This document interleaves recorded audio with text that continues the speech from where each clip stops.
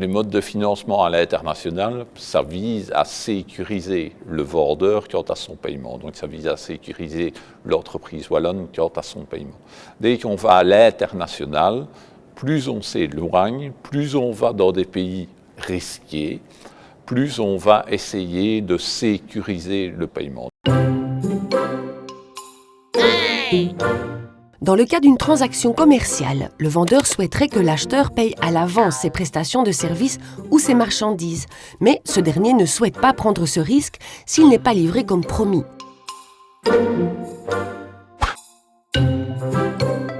Le système bancaire international a trouvé une issue à cette impasse. Il s'agit du crédit documentaire.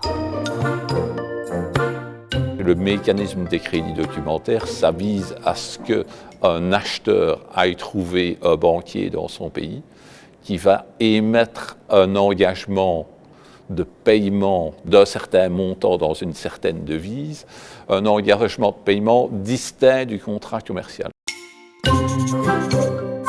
Une fois l'émission du crédit documentaire effectuée par la banque de l'acheteur, celui-ci est transmis à la banque du vendeur.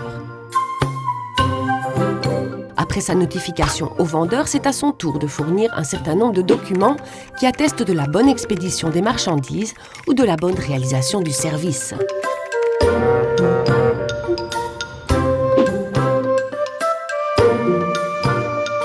Cet engagement de paiement de la banque à l'étranger peut être confirmé par une banque en Belgique. Donc, si l'exportateur a respecté les termes de l'instrument de paiement, bénéficiera de la sécurité de paiement en Belgique. La banque de l'acheteur reprend donc l'engagement de paiement du client vis-à-vis du fournisseur belge. Le vendeur voudrait bien être sûr d'être payé quand il expédie la marchandise et l'acheteur voudrait être sûr de ne payer que quand la marchandise a été expédiée. Et donc, via le système bancaire, on arrive à réunir ces deux intérêts contraires. D'autres mécanismes tels que les crédits acheteurs sont applicables pour des transactions sur de longues périodes pour des biens d'équipement et d'investissement de valeur élevée.